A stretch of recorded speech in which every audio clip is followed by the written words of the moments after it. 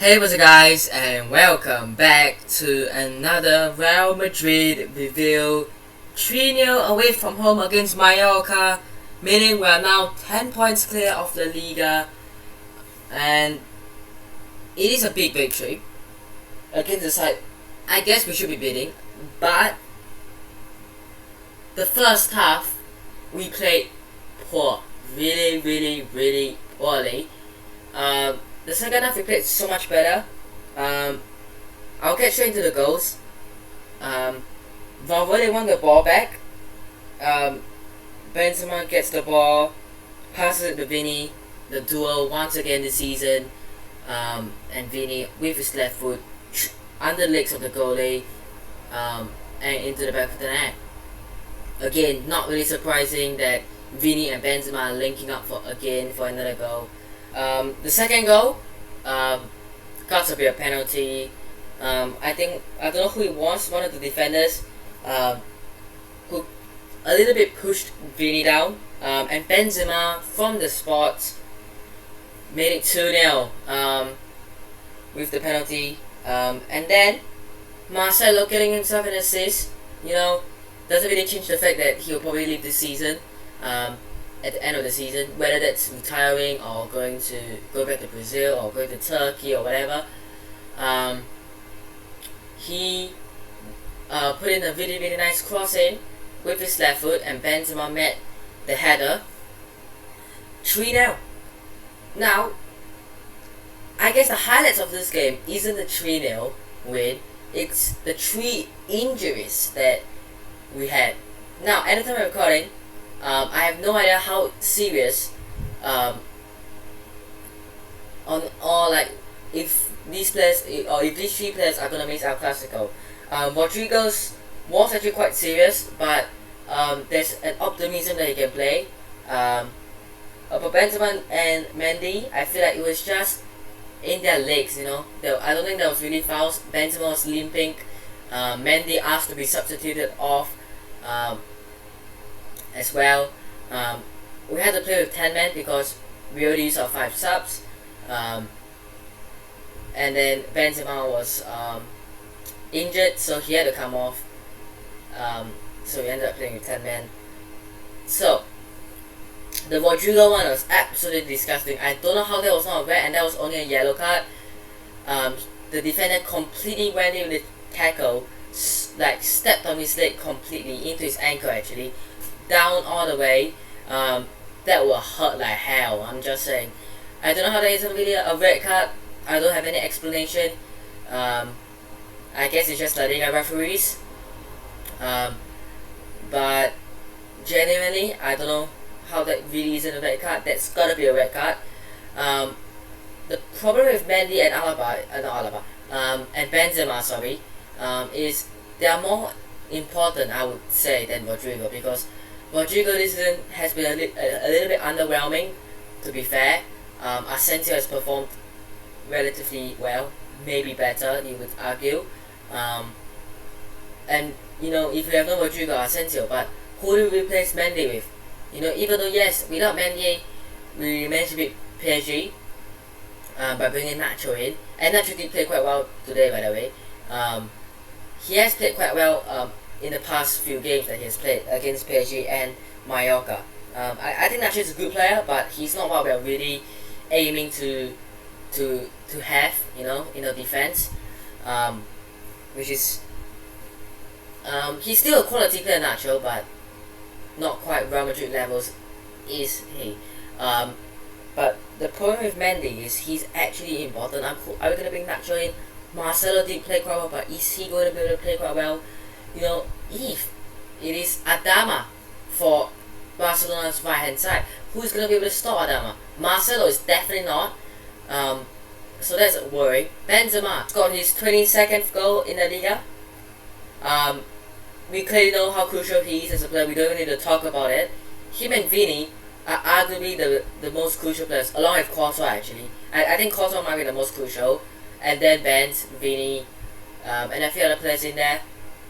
But what we see about players in the midfield, let's say a Cruz is out, there's replacements, because Kamavinga and Valverde have been playing really well this season.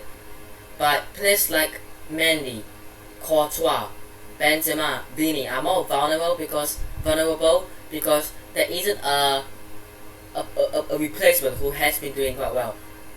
Who is going to replace Benzema? Jovic, Hazard, Bale? None of them. Isco maybe plays as a false nine. None of them. They have scored goals this season, except for Hazard, who got an assist against Alaves in the first game of the season. Ever since then, nothing else. Jovic got an assist against Sociedad. Ever since then, nothing else. Isco does get a goal or an assist, here or there, but not really trusted. Bale, I think he did score against Levante the last time I remembered. Played against Villarreal at striker. He was actually good against Villarreal, just unlucky not to score. So you look at the 4 players I just mentioned, none of them can come in and do a job against Barcelona. None of them can help us score goals and link up with Vini, because Vini really needs someone to link up with. Even though Vini did link up with Jovic against Sociedad like a few months ago. But all I'm saying is, right, these injuries are really worrying. Benzema, Mendy, and Rodrigo. Rodrigo's injury looked absolutely horrendous. I'm just saying, that looked horrendous. But let's talk more about the game. We were controlled by Mallorca, really, for the first half. In the end, do they have more shots than us? I think they might have more shots than us. There are a couple of good chances. I think it was Maffeo who hit one wide, but I can't really think of many other chances they had that were that close. I think they might have had a couple more chances that were really close, but at the end of the day, we scored 3 goals. El Clasico next, big game at that one against the Barcelona side. We're going to be quite tired after going to Turkey to play Galatasaray in the Europa League. And Barcelona, let's talk more about them, because this is one of the most historical derbies that we have seen in football, right?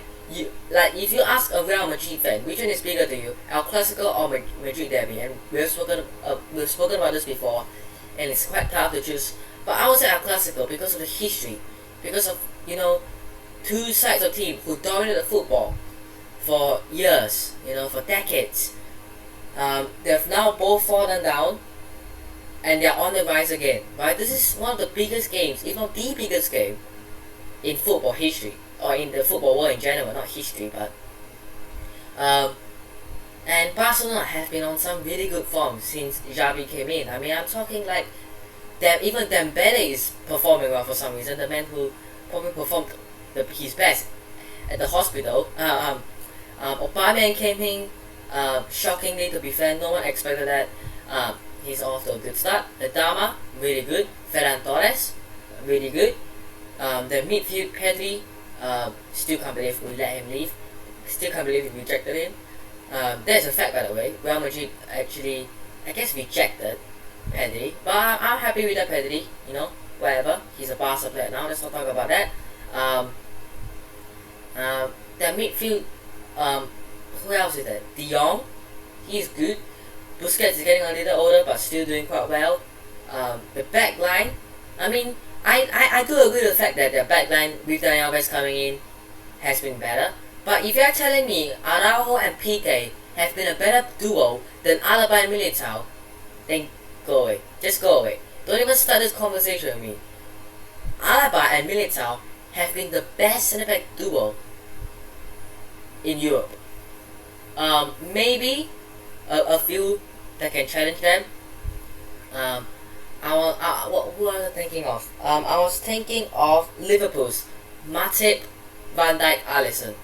That was probably the only one I can think of this season itself that probably has been quite good.